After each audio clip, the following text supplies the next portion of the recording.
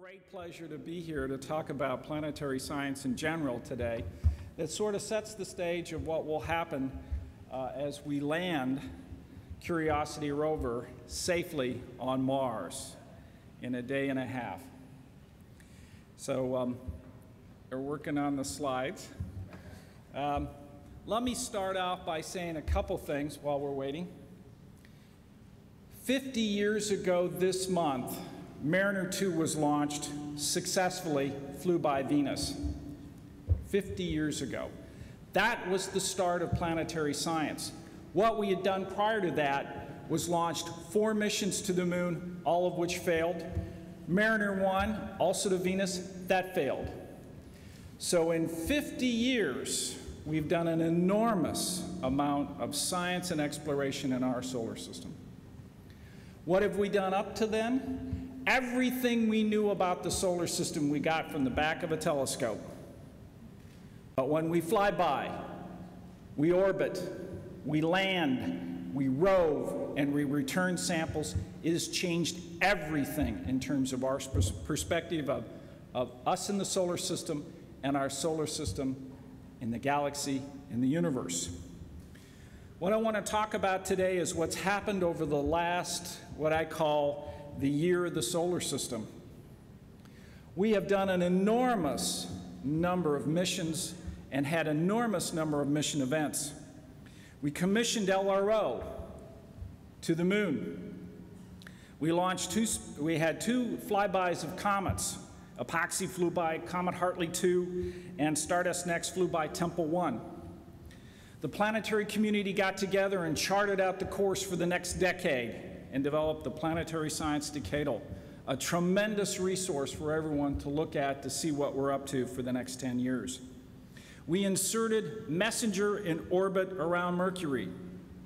We selected 3 discovery missions for further study, and by the end of this month, we will have announced which one we will implement and fly. We also selected to fly OSIRIS-REx, which is a sample return mission to an asteroid. We also inserted Dawn around Vesta, and we launched Juno, MSL, and Grail. And we inserted both Grail spacecraft in orbit around the moon. And of course, we've watched, and I hope everyone in this room had the opportunity, a once in a lifetime, and this was the last one, Venus transit. And now we're closing in on the end of what we call the year of the solar system. And oh, by the way, it's a Mars year.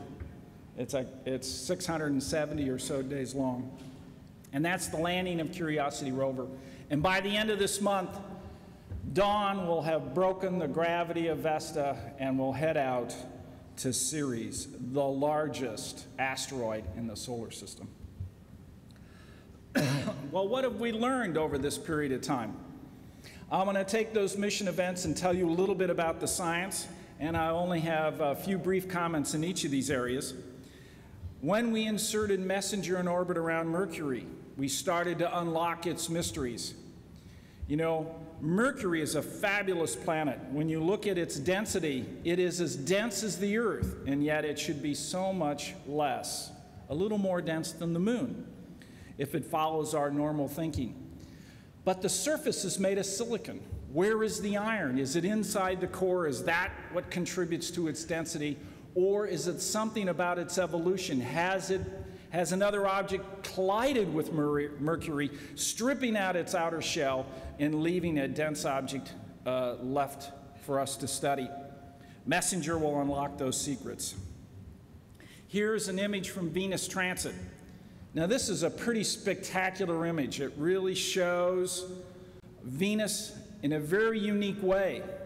The light from the sun is going through the atmosphere, and we see that this planet has an atmosphere.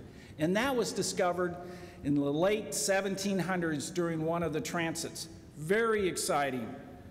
But Venus transit is extremely important because it is our first yardstick in the solar system. It allowed us from 2 places on Earth to observe the transit and with trigonometry figure out the distance between the Earth and the sun in miles or kilometers or your favorite unit. And that enabled us then to determine the distance between the planets, determine distance to stars, and understand the size of our galaxy. It's a tremendous step forward, and that planet did that for us. We observed the atmosphere during this transit. It enabled us for the first time to take a look at particular layers along a whole latitude distribution and understand how hot this planet can be. LRO, when it got to the moon, it has a wonderful set of instruments and a high-resolution imager, and these are the highest resolution images of the total moon we've ever done. But it's done more than that. Besides showing us the day side, the forward and the back side, we also see it in altitude. And we see on the back side of the moon, the far side of the moon, the South Pole Aitken Basin, this huge region that was gouged out from a collision that happened billions of years ago. And laying there is the lower crust, perhaps the upper mantle. We cannot get to our mantle or our lower crust, and yet the science of that geology is sitting on the moon. All right, I need to I hit the wrong button. Let me go back. I am so sorry. And of course, GRAIL. GRAIL now is around the moon, and it is making measurements of the gravity. What we see in the top panel is a gravity map of the moon by a lunar reconnaissance orbiter. That's our best gravity map. But GRAIL has done so much better. It's now gotten to a resolution that when we combine the gravity map and the LRO imaging, we can do precision landing on the moon, anywhere on the moon. And that allows us to take advantage of that in future missions. As we move out, of course, Curiosity, it's safe landing on Mars. That's what we're here to really celebrate and watch this historic moment. And you'll hear much more about that. As we go now into the asteroid belt, here's Vesta using here's Dawn using its ion engines to get in orbit around Vesta. It got in orbit around Vesta almost at the speed of how a plane lands at LAX. It crept up and was grabbed by the planet. It currently is going through the process of breaking that orbit and moving now on to Vesta, which it will do at the end of this month. But it has really made fabulous observations of Vesta. The colors of Vesta are spectacular. It tells us a lot about the mineralogy of what's on the surface. This looks far more like a protoplanet than a rubble pile and other types of asteroids that we see so frequently in that area. And in fact, we now believe it has an iron core, it has differentiated, and it is one of the building blocks of planets. So where is that planet? Well, we now know Jupiter's gravity is so intense that it keeps the pieces away in the asteroid belt from forming a planet. And so by going to the asteroid belt, we're going back in time and studying planetary evolution and the creation of our terrestrial bodies. Flying by comets, like Hartley 2, these are images of this small 2-kilometer comet as we flew by. But what's really spectacular was observed in this comet like none other. When we look at the lit side, the day side of the comet, this is the region where sublimation occurs, the comet coma happens, interaction with the solar wind, and then the tail of the comet is produced. But when we look at this image, we see jets of gas coming from the comet on the dark side. That was a surprise. And we look in greater detail around the comet. Those are not stars in the field. Those are pieces of the comet. They are the size ranging from golf balls to basketballs. We are watching the end of this comet's life. And perhaps in 100 years, it will no longer be there. It will have dissipated in the solar system. Truly fabulous set of observations. We also had an opportunity to take Stardust and fly it by Temple 1. Deep Impact had first observed Temple 1. Temple 1 is a much bigger comet than Hartley 2. These are the two sets of observations, one from Deep Impact we did several years ago, and another one from Stardust, and we easily could compare the features, and what we were looking for is how they've changed, because this comet has made its way around the sun, and we're looking at the before and after picture of an evolution of a comet, and indeed, major changes have occurred on the surface that the scientists are studying now. We've launched our mission to Jupiter called Juno. It's going to look at the structure of Jupiter. Jupiter's structure is so very important to understand. It is, of course, the largest planet in our solar system. It has the beginning elements of the collapsing cloud, and we want to know what the composition is and confirm our understanding of it. It will look at magnetospheric phenomena. It will look at the origin of the Jupiter magnetic field, which is the largest magnetic field of any body in our solar system, and atmosphere and its composition. And as I mentioned, this is the 50th year of planetary science. 50 years, easily a lifetime, and yet what we've learned about the solar system has been truly unbelievable in that time. It's a great time to live. And in fact, in the next 50, I predict we will determine whether there's life that exists, that has developed beyond the Earth. And when we know that, that also will change everything. Thank you very much. We have a couple minutes for questions.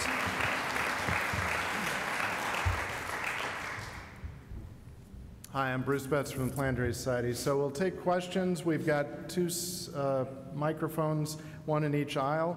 People who have questions could get up and go to the microphone. We are webcasting this, so we do want to make sure the audio is caught for the people out there in the world. Of course, now I have bright lights in my eyes. I see imaginary people there. They're coming. Here we come. All right, go ahead. So was that a true color image of that asteroid? No, it was a false color. Okay. It's over a wavelength band that allows us to look at the mineralogy. Any other questions? I have a question. Are you planning any expedition to Europa? And drilling, maybe? The question about Europa, extremely important. For those that know, Europa is an ice shell surface, and underneath the surface, we believe, is more water than exists on Earth, maybe twice as much. It is a moon of Jupiter. And indeed, the planetary decadal has stated quite clearly it's an object of great interest. And we are currently developing a series of missions that we're looking at, probably down select to one, in anticipation that as the economy approves and the budget may allow us, we will select one then and move forward and go to Europa. Indeed, that is one thing we would like to do this next decade. Go ahead and take another question. As a middle school science teacher, my students they really like the idea that a day on Mars is a sol. A question they've had, and I even have myself, do you have a term for a year on Mars? Martian year.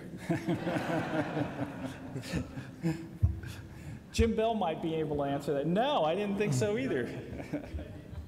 Sounds like a Planetary Society contest to me. Next question. My question was, if it was up to you, what would be your next target for exploration?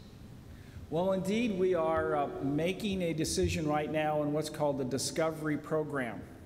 There are 3 major missions where we have studied extensively, and we're about ready to select one and announce that to move forward. One of those is a lander on Mars that actually looks at how active the planet is in terms of earthquakes and other aspects of it that allow us to look inside it and see how it's organized from crust to core.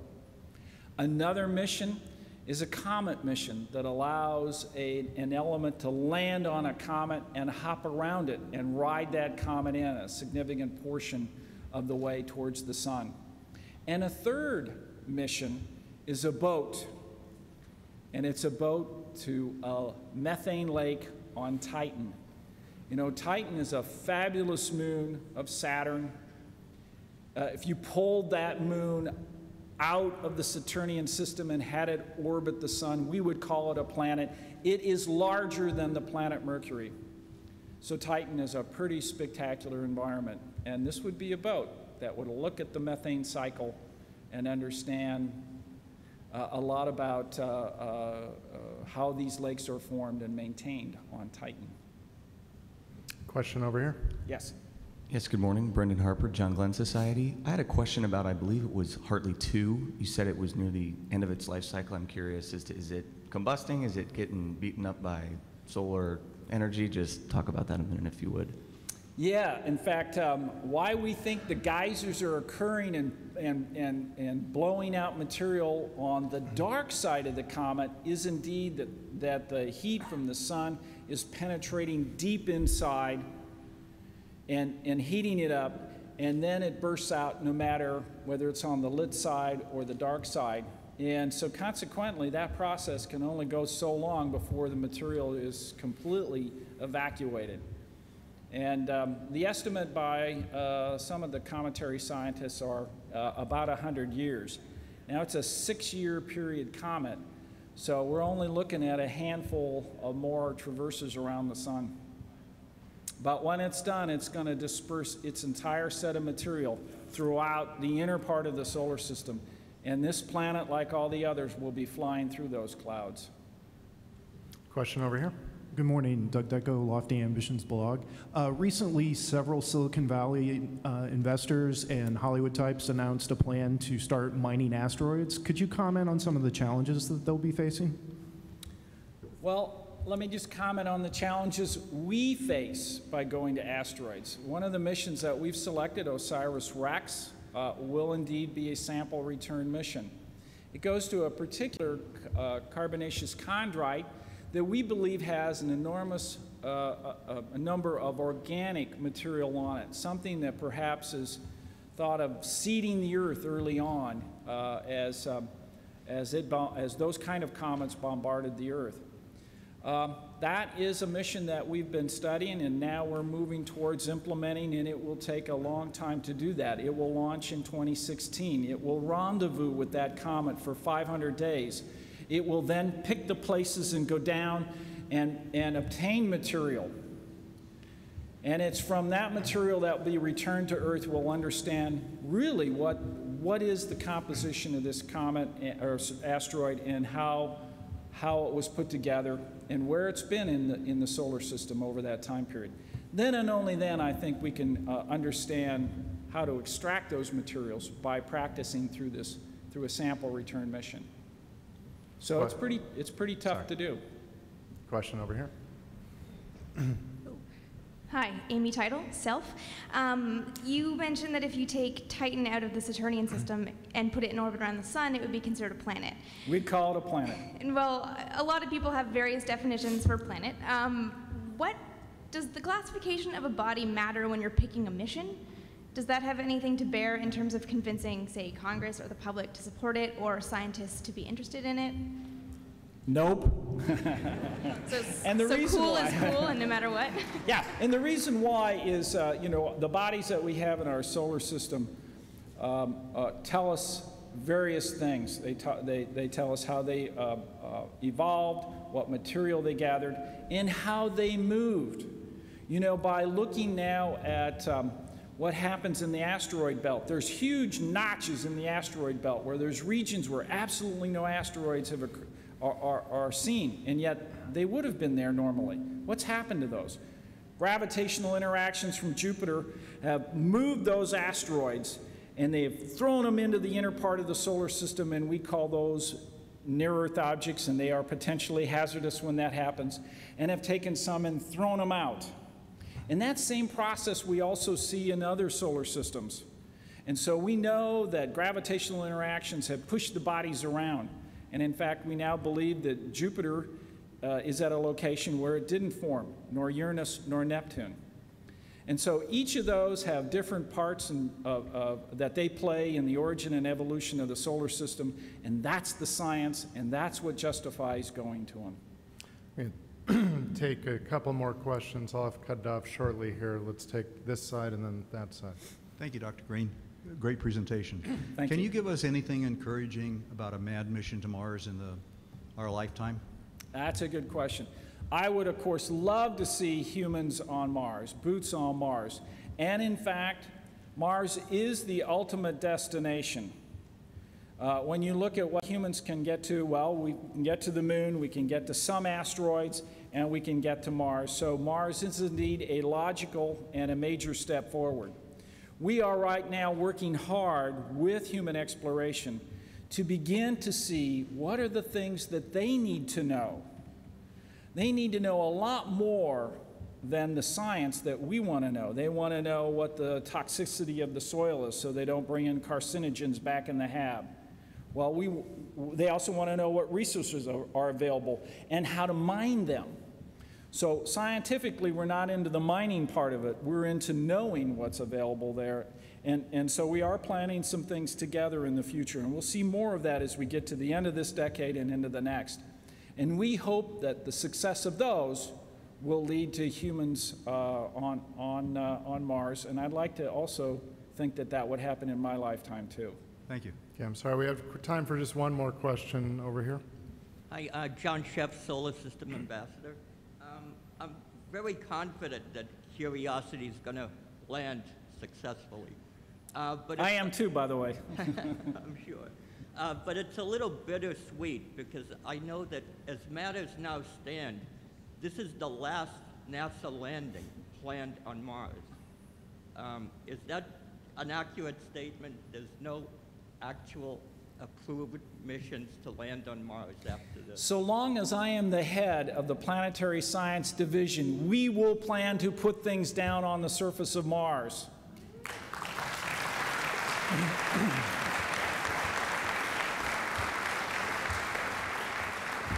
And oh, by the way, I plan on being the head of the Planetary Science Division when we find life beyond Earth.